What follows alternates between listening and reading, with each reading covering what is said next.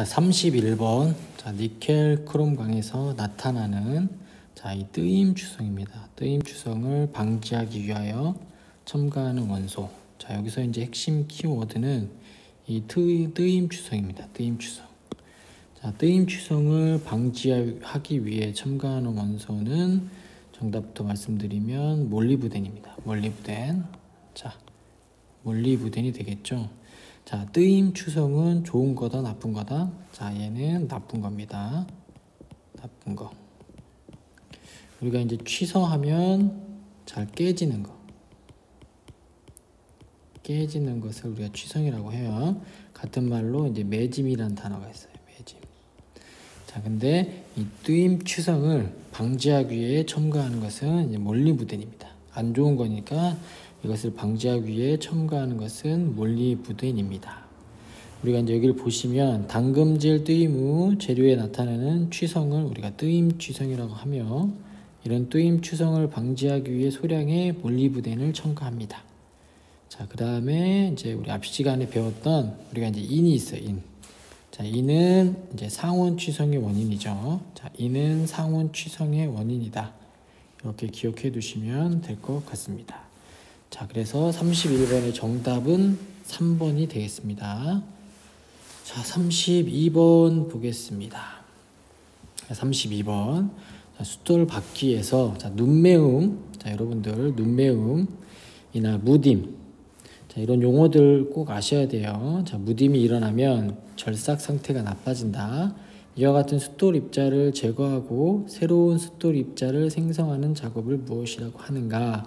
여기서 여러분들의 핵심 키워드는 이 새로운 숫돌 입자입니다. 새로운 숫돌 입자. 여러분 이제 연삭을 하시다 보면, 자, 이제 우리가 연삭을 하다 보면 연삭 숫돌. 자, 우리가 숫돌이 있어요. 이제 이 숫돌이 숫돌이 이제 절삭 상태가 나빠지는 것을 우리가 이제 눈매움이나 이제 무딤, 입자 탈락 이런 것들이 있는데, 이런 것들을 해결할 때 입자를 다시 생성시키는 것을 우리가 이제 드레싱이라고 합니다. 드레싱. 그래서 정답은 일단 2번이 되겠고, 자, 그래서 이런 드레싱으로 이런 입자가 탈락하거나 연삭 상태가 안 좋아진 연삭 숫돌을 이렇게 절삭 상태가 좋게 만드는 것을 우리가 드레싱이라고 하는데, 여기 해설을 한번 보시면, 자, 연삭 숫돌은 이런 눈매움, 자, 눈무딤. 자, 이런 눈매음하고 눈무딤도 여러분들 시험 문제 나오니까 좀 잘 기억해 주시기 바랍니다. 이런 눈매음이나 눈무딤이 발생하면 절삭성이 나빠집니다. 그래서 이런 눈매음이나 눈무딤이 발생한 숫돌 입자를 제거하고 새로운 옷을 입히는 것 같이, 즉 예리한 절삭날을 숫돌 표면에 새롭게 생성하여 절삭성을 회복시키는 것을 우리가 이제 드레싱이라고 합니다. 드레싱. 자, 근데 이 드레싱은 드레싱 공구를 사용을 해요. 드레싱 공구. 그래서 보시면, 자, 이제 여기 숫돌인데, 자, 여기 얘가 이제 숫돌이죠. 숫돌인데, 숫돌이 방금처럼 이제 눈매움이나 이제 이것도 설명하겠지만 무딤이 발생해서 이런 절삭 상태가 나빠졌을 때 요 뾰족한 이제 드레서인데, 얘가 드레서. 자, 이걸로 입자 상태를 더 좋게 만드는 겁니다. 예를 들어 지금 여기도 지금 드레스가 있고 이쪽도 드레스가 있죠. 그래서 이렇게 만드는 건데, 우리가 이제 드레싱을 할 때 모양도 같이 바꿔주는 우리가 이제 트루잉도 같이 하게 됩니다. 모양을 바꿔주는 트루잉. 자, 그래서 절삭 상태, 연삭에서 절삭성이 나빠진 연삭 숫돌을 절삭성이 좋게 하기 위한 것은 우리가 이제 드레싱이라고 합니다. 드레싱. 자, 근데 이제 여기 보시면 우리가 이제 연삭 숫돌의 수정 요인으로 아까 보신 것처럼 이제 눈매음이 있어요. 눈매음. 자, 영어로도 좀 기억을 해 주셔야 돼요. 로딩. 자, 로딩이 있는데, 자, 로딩은 숫돌 표면의 기공에 칩이 용착되어 메워지는 현상인데요. 자, 먼저 이제 요것도 조금 많이 나오는데, 우리가 연삭 숫돌의 구성 요소가 세 가지가 있습니다. 자, 세 가지가 있는, 첫 번째 입자가 있고, 그 다음에 기공이 있고, 이제 결합제가 있습니다. 결합제. 자, 숫돌 입자, 기공, 결합재. 자, 여기 보시면 제가 설명을 하면 여기 지금 얘가 지금 이 친구가 입자가 되겠고, 자, 그 다음에 이제 여러분들 보시면 뭐가 있냐면, 자, 그 다음에 이 검정색 이런 것들을 우리가 결합제라고 합니다. 결합제는 흔히 말해서 우리가 이제 본드죠, 본드. 그 다음에 이제 여기 빈 공간이 있어요. 이렇게 빈 공간. 이런 빈 공간을 우리가 이제 기공이라고 하는데, 자, 이런 빈 공간에 연삭 칩이 메워지는 것을 우리가 눈매움이라고 합니다. 눈매움. 자, 그래서 연삭 숫돌 표면의 기공에 우리가 칩이 용착되어 메워지는 현상을 눈매움인데 절삭 상태가 나빠지겠죠. 그 다음에 이제 눈무딤은 뭐냐면, 자, 눈무딤 영어로는 글레이징입니다. 글레이징이 되겠죠. 자, 연삭 입자가 이제 자생작용이라는 단어가 나와요. 자생작용 제가 설명하겠습니다. 자, 자생작용이 일어나지 않고 무뎌지는 현상으로, 자, 여기 무뎌지는 현상으로 연삭 숫돌의 결합도가 지나치게 단단하면 입자의 날이 낡아서 절삭정이 커져도 입자는 떨어져 나가지 않는다. 자, 우리가 이제 연삭 숫돌이 이렇게 있습니다. 자, 이렇게 연삭 입자가 이렇게 있거든요. 연삭 입자가 이렇게 있는데, 자, 이 A라는 연삭 입자가 닳아지면 이제 얘가 입자가 탈락이 되고 다음 입자가 이렇게 앞으로 나오는 것, 스스로 앞으로 나오는 것을 우리가 자생작용이라고 합니다. 자생작용. 자, 자생작용인데 이런 자생작용이 일어나지 않고 이 숫돌이 탈락을 해야 되는, 탈락하지 않고 계속 가공이 되면서 무뎌지는 거죠. 무뎌지는 거. 이거를 우리가 이제 무딤이라고 합니다. 이런 무딤도 드레싱을 통해서 해결이 됩니다. 자, 그리고 이제 입자 탈락이 있어요. 입자 탈락. 자, 입자 탈락. 자, 입자 탈락은 이게 결합도가 너무 약해. 지금 잡고 있는 우리가 이제 결합제를 본드라고 하는데, 입자하고 입자를 잡고 있습니다. 본드가, 결합제가. 근데 이게 너무 낮으면 이렇게 어느 정도 마멸이 됐을 때 숫돌 입자가 이렇게 탈락이 돼야 되는데 그 전에 탈락해 버리는 것을 우리가 입자 탈락이라고 합니다. 자, 그래서 숫돌 입자가 파쇄가 충분하게 일어나기 전 결합제가 파쇄되어서 숫돌 입자가 떨어져 나가는 현상, 이것도 우리가 입자 탈락이라고 합니다. 그래서 여러분들 연삭에서 중요한 건 방금처럼 눈매움, 눈무딤이 뭔지, 또 이것들을 해결할 때 사용하는 것이 무엇인지, 이런 것들이 중요합니다. 자, 그래서 32번의 정답은 드레싱이 되겠습니다. 드레싱. 자, 그 다음에 드레싱 하면서 모양까지 잡는 걸 우리가 투루잉이라고 그래요. 드레싱 플러스 모양까지 만드는 거 투루잉이라고 합니다. 참고로 알아두시면 되겠습니다. 자, 33번 보겠습니다. 자, 드릴링 머신에서 작업할 수 없는 것. 드릴링 머신입니다. 지금 드릴링 머신. 자, 드릴링 머신에서 작업할 수 없는 것. 일단 정답은, 자, 여기 보시면 연삭이 되겠습니다. 연삭. 자, 연삭은 드릴링 머신에서 작업할 수가 없죠. 자, 근데 이제 여기서 좀 중요한 게 드릴 가공의 종류가 있습니다. 여러분들 자주 나오니까 꼭 기억하셔야. 자, 먼저 카운터 싱킹. 자, 카운터 싱킹이 있고, 그 다음 카운터 싱킹, 카운터 보링, 리밍, 태핑, 스포페이싱, 그다음 보링.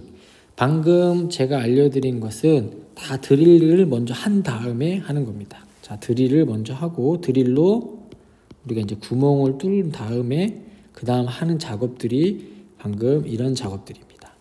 자, 먼저 뭐부터 보냐면 여러분들 일단 태핑부터 보겠습니다. 태핑. 태핑의 핵심 키워드는 뭐냐면 암나사 가공입니다. 암나사. 자, 암나사 가공. 태핑은 암나사 가는 겁니다. 암나사. 자, 근데 우리가 이제 참고로 이제 수나사가 있죠. 수나사는 우리가 이제 뭘로 하냐면 다이스로 합니다. 다이스. 1번 다이스로 하니까 참고해 주시고, 자, 공작물 내부에 우리가 구멍을 뚫고 암나사를 내는 걸 우리가 태핑이라고 합니다. 태핑. 그 다음에 이제 우리가 보링이 있는데, 보링은 뭐냐면 뚫어놓은 구멍을 넓히는 겁니다. 이게 핵심 키워드입니다. 구멍을 넓히는 거. 자, 구멍을 넓히는 게 바로 보링입니다. 그 다음에 이제 리밍 있어요. 리밍. 자, 리밍은 뭐냐면 구멍을 다듬는 거. 정밀도 있게 구멍을 다듬는 것을 리밍이라고 합니다. 그 다음에 이제 카운터 싱킹이 있는데 뒤에서 그림 보면 설명하겠지만 얘는 접시머리, 자 접시 모양일 때 그게 덮이게끔 합니다. 그 다음에 카운터 보링은 자 볼트의 머리 부분이 들어갈 수 있도록 하는 것입니다. 볼트의 머리 부분, 자 볼트하고 너트의 머리 부분, 볼트하고 너트의 머리 부분이 가공물 안으로 들어가는 거고, 자 그 다음에 이제 스포 페이싱은 뭐냐면 볼트와 너트를 체결하게 골라야 하는 경우 볼트 너트가 닿는 구멍 주위에 평탄이라는 뜻입니다. 평탄. 자 그래서 그림을 보고 한번 설명하겠습니다. 먼저 여기는 지금 드릴링이겠죠. 얘는 드릴링, 구멍을 뚫는 드릴링이고, 자 그 다음에 여기도 이제 드릴링이 되겠고, 그 다음에 리밍은 즉 뚫어놓은 구멍을 다듬는 거, 다듬질 하는 겁니다. 리밍. 그 다음에 이제 태핑은 앞나사를 내는 거죠. 앞나사. 자, 그 다음에 보링은 뚫어진 구멍을 넓히는 거. 자, 넓히는 겁니다. 그 다음에 여기 보시면 이제 카운터 싱킹. 자, 카운터 싱킹은 여기에 이제 접시머리 나사가 이렇게 들어가는 거죠. 만약에 이게 안 돼 있으면 접시머리 나사가 이렇게 돼 있겠죠. 이렇게 되겠죠. 그래서 접시머리 나사가 들어가게끔. 예, 그래서 카운터 싱킹은 핵심 키움은 접시 나사예요. 접시 나사 머리. 자, 그 다음에 이제 카운터 보링은 여기 보시면 이렇게 볼트가 이렇게 들어가서 이제 볼트나 너트의 머리 부분이, 자, 예를 들어 이렇게 있으면 이렇게 들어가겠죠. 그럼 여기 머리 부분이 있죠. 볼트하고 너트의 머리 부분. 자, 머리 부분이 들어가는 거고, 자, 스포 페이싱은 여기 닿는 면만 이렇게 평탄화하는 겁니다. 평탄화. 그래서 여러분들 그림으로 물어볼 수도 있고 아니면 방금처럼 내용으로 물어봐서 문제가 나오는 경우가 있습니다. 그래서 드릴로 하는 작업은 여러분들 꼭 기억해 주시고, 자 33번의 정답은 그래서 드릴로 할 수 없는 작업은 연삭이 되겠습니다. 자 34번 보겠습니다. 34번. 자, 버니어 캘리퍼스 측정 시 주의사항 중 잘못된 것입니다. 잘못된 것. 자, 버니어 캘리퍼스는 대표적인 길이 측정기예요. 길이 측정기. 자, 1번 측정 시 측정면을 검사하고 본척과 부척이 0점이 일치하는지 확인한다. 맞습니다. 자, 깨끗한 헝겊으로 닦아 버니어가 매끄럽게. 맞습니다. 자, 측정 시 공작물을 가능한 힘 있게 밀어붙여 측정한다. 자, 얘가 정답인데요. 자, 4번을 보면 눈금을 읽을 때 이 시차를 없애기 위해 눈금으로부터 직각의 위치에서 읽는다. 얘도 맞았습니다. 자, 근데 3번에 보면 측정 시 공작물을 이제 여러분들 나중에 문제를 풀다가 보통 가능한이란 단어가 나오면 조금 의심을 해봐야 돼요. 의심. 가능한이란 단어가 나오면 조금 의심해 주시고, 가능한 힘있게 밀어붙여 측정한다는 틀린 거예요. 주의사항. 틀린 거. 그래서 버니어 캘리퍼스 사용 시 주의사항. 자, 먼저 버니어 캘리퍼스의 구조를 보면, 자, 여기 보면 이제 외측 측정면이 있고, 여기는 이제 내측 측정면이죠. 그다음에 이제 뭐 고정야사가 있고, 얘가 이제 대표적으로 아들자, 여기가 이제 어미자, 손가락 걸기, 깊이 바가 있습니다. 그래서 자, 이런 버니어 캘리퍼스의 주의사항 보시면, 자, 측정력을 일정하게 하는 정합장치가 없으므로 무리한 측정을 주지 않는다. 이게 핵심 키워드죠. 무리한 측정을 주지 않는다. 자, 눈금을 읽을 때는 시차. 자, 시차가 생기지 않도록 눈금면의 직각 방향으로 읽는다. 자, 이제 여러분들 여기를 봐야 되는데, 얘를 봐야 되는데, 이렇게 이쪽에서 보거나 또는 뭐 이쪽에서 보거나 하는 게 아니라 정확하게 직각으로 봐야겠죠. 그래서 직각 방향으로 읽는다라는 게 있고, 자, 사용 후에는 각 부분을 깨끗이 닦아 녹슬 정리, 뭐 기본이고요. 자, 조 측정면에 돌기가 생겼을 때는 고운 기름 숫돌로 수정한 다음 정도 검사를 한다. 자, 그 다음에 모든 측정기는 습기, 먼지가 없고 온도 변화가 작은 곳에서 보관한다가 기본입니다. 자, 그래서 자, 34번 버니어 캘리퍼스 측정 시 주의사항 중 잘못된 것은, 자, 측정 시 공작물을 가능한 힘있게 밀어붙인다. 그래서 여러분들 가능한이라는 단어가 나오면 조금 의심해 볼 만합니다. 그래서 34번의 정답은 3번이 되겠습니다. 자, 35번 보겠습니다. 자, 35번. 자, 산화 알루미늄 분말을 주성분으로 마그네슘 규소 등의 산화물과 소량의 다른 원소를 첨가하여 소결한 공구 재료는, 자, 이 문제 여러분들 핵심 키워드는 이겁니다. 자, 산화 알루미늄 분말 주성분으로, 자, 마그네슘 규소 등의 산화물, 이게 핵심 키워드입니다. 자, 그래서 이게 정답은 뭐냐면 이제 많이 나오는 게 세라믹입니다. 세라믹. 자, 세라믹인데, 자, 여기 보면 산화 알루미늄 분말을 주성분으로 마그네슘 규소 등의 산화물과, 자, 소량의 다른 원소를 첨가, 이게 이제 여러분 핵심 키워드인데, 여기에 보시면 이제 소결이라는 단어가 나와요. 소결. 우리가 초경합금에서도 소결이라는 게 나오는데, 초경합금. 자, 소결은 자 뭐냐면 가루를 압축한 덩어리를 녹는 점 이하로 가열하여 밀착시키는 것이 우리가 이제 소결입니다. 자, 그래서 산화 알루미늄. 자, 산화 알루미늄 분말에 규소 및 마그네슘 등의 산화물이나 다른 산화물을 첨가물을 넣고 소결한 것은 대표적인 우리가 이제 세라믹입니다. 세라믹. 자, 세라믹이죠. 그래서 우리가 이런 공구 재료. 그래서 세라믹은 보시면 고속 절삭. 그 다음에 고온에서 경도가 높고 내마멸성이 좋다. 하지만 이 세라믹에 이제 단점이 있습니다. 뭐냐면 취성이 있어. 자, 인성이 작고 취성이 있어 충격 및 진동에는 약하다. 이게 여러분들 단점이에요. 그래서 지금은 문제가 이렇게 나왔지만 이제 문제가 어떻게 나오냐면 다음 중 세라믹의 뭐 특징 중 틀린 것은 뭐 이런 거 나오겠죠. 그래서 뭐 세라믹은 첫 번째 뭐 산화 알루미늄 분말에 규소 및 마그네슘 등의 산화물이나 다른 산화물의 첨가물을 넣고 소결한 것이다. 이렇게 나올 수도 있고, 뭐 두 번째 뭐 충격 및 진동에 강하다. 그러면 정답이 될 수 있겠죠. 그래서 고온 절삭, 그 다음에 고속 절삭. 고속으로 하니까 고온에서 온도가 높으니까 뭐 경도가 높고 그러니까 내마멸성이 좋다. 이런 것들이 있겠죠. 그래서 여러분들이 세라믹의 특징에 대해서 조금 알아놓으시면 될 것 같습니다. 자, 그 다음에 이제 생소한 용어로 이제 서맷이 있는데요. 서맷은 뭐냐면 이제 절삭 공구 재료인데 TIC를 주체로 해서 뭐 틴, 금 등의 탄화물을 초미립하여 얘도 소결시킨 합금입니다. 자, 이렇게 보시면 되겠고, 자, 35번의 정답은 4번이 되겠습니다. 자, 36번 보겠습니다. 선반에서 나사 가공 시 주축 1회전당 공구 이동량 기준이, 자, 여기서 지금 선반이라고 나왔는데 얘는 선반은 뭐 별로 중요치 않고 이게 중요합니다. 나사 가공 시 주축 1회전당 공구 이동량. 자, 나사 가공 시 주축 1회전당 공구 이동량의 기준이 되는 것은 바로 이겁니다. 예를 들어 지금 현재 나사가 있는데 이렇게 축방향이죠. 이게 축방향인데 이렇게 한 바퀴 돌리면 이 축방향이 이렇게 이동합니다. 그것을 우리가 이제 피치라고 하는데 축방향으로 이동한 거리를 우리가 리드라고 해요. 리드.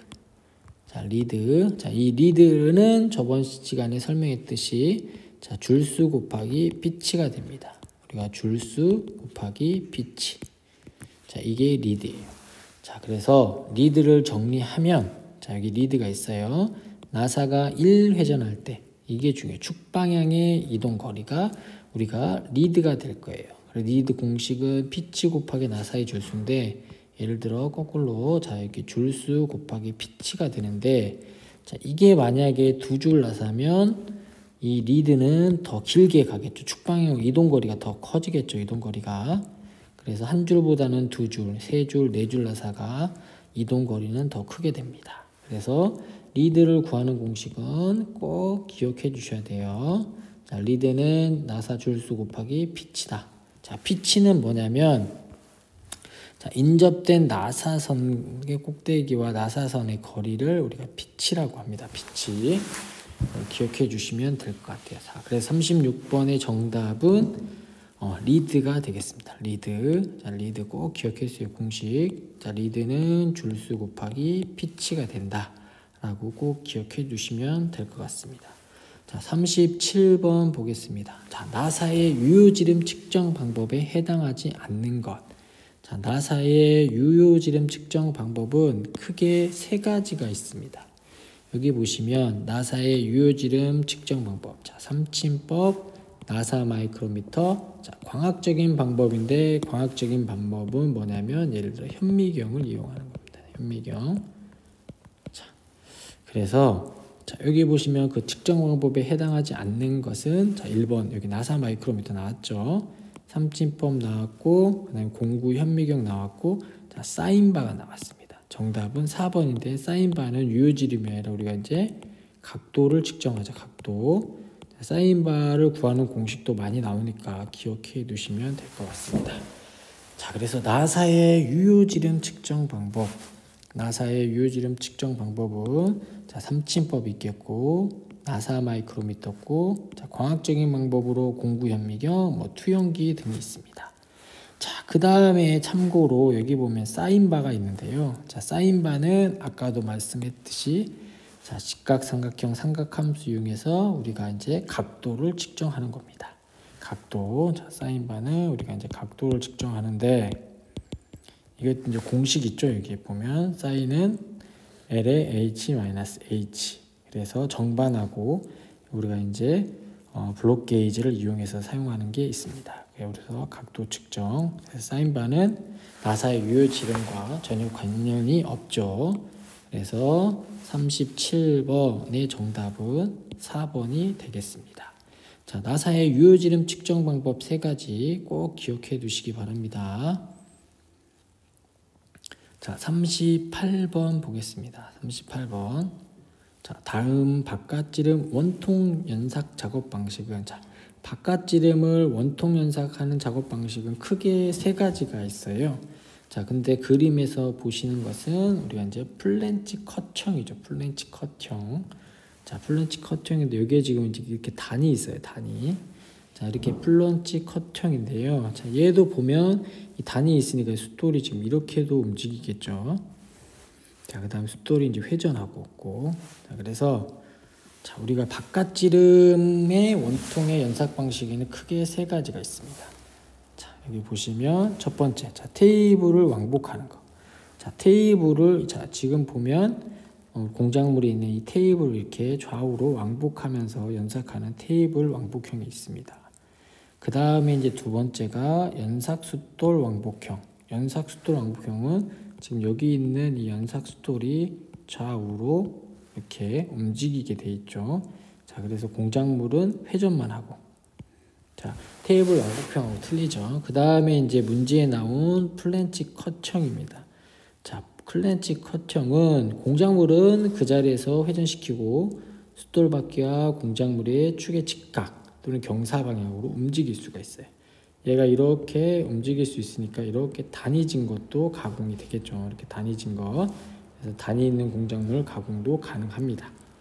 그래서 그림에서 보시는 원통 작업 방식은 플랜치 컷형이 되겠습니다. 플랜치 컷형. 또 중요한 단어는 단이 있는 공작물 가공이 가능합니다. 단이 있는 공작물 가공이 가능하다. 이게 좀 중요합니다. 그래서 정답은 3번이 되겠습니다. 자, 39번을 보겠습니다. 자, 39번 공구의 수명 판정 기준. 이게 중요합니다. 공구의 수명 판정 기준. 여러분 이제 공구를 사용하실 때 그 공구가 수명이 있을 건데 자, 여기 지금 오타가 나왔죠. 수평이 아니라 수명입니다. 수명. 자, 수명 판정 기준에서 수명이 종료된 상태에 해당되지 않는 겁니다. 문제 끝까지 읽으셔야 돼요. 않는 거. 자, 1번 가공면에 광택이 있는 색조 또는 반점이 생길 때. 2번 공구 인선의 마모가 전혀 없을 때. 자, 일단 정답은 2번이에요. 자, 3번 완성 치수의 변화량이 일정량에 달했을 때. 절삭상의 주불력의 변화는 작아도 이송불력이나 배불력이 급격하게 증가할 때. 자, 우리가 이제 공구의 수명을 어떻게 판정하냐면요. 공구 인선 마모가 일정량에 달할 때입니다. 공구 인선, 공구 앞에 있는 인선이 마모가 일정량에 달할 때, 아, 얘가 이제 파손됐구나 판정을 할 수가 있어요. 그래서 해설을 보시면, 자, 이제 공구 수명의 판정 있는데 이걸 다 외울 수가 없으니까 여러분들 이렇게 핵심 키워드만 좀 외워주시면 돼요. 자, 공구 수명의 판정에는 자, 핵심 키워드가 있습니다. 핵심 키워드, 이 키워드. 자, 키워드 단어만 좀 암기해 주시면 돼요. 자, 일단 공구의 수명 판정에서 일단 가공면의 광택 또는 색조, 반점. 자, 그 다음에 공구 인선의 마모가 일정량에 달할 때, 그 다음에 이제 절삭정의 주분력의 변화가 작아도 이송분력이나 배분력이 급격히 증가할 때. 자, 그 다음에 이제 완성 치수의 변화량이 있을 때, 그 다음에 절삭 공구 수명이 종료된 것. 자, 주분력이 절삭했을 때와 비교해 일정량이 증가할 경우. 자, 그래서 이런 단어들을 조금 암기하셔서 이런 단어들이 문제에 나오면 여러분들이 정답을 선택할 수 있습니다. 그래서 39번의 정답은 2번이 되겠습니다. 자, 2번. 자, 그 다음에 이제 40번 보겠습니다. 40번. 자, 기계 가공에서 절삭 성능을 높이기 위하여 우리가 이제 절삭률을 사용합니다. 이 절삭률을 사용할 때, 자, 문제의 핵심 키워드는 이거예요. 절삭률의 사용 목적으로 우리가 이제 틀린 겁니다.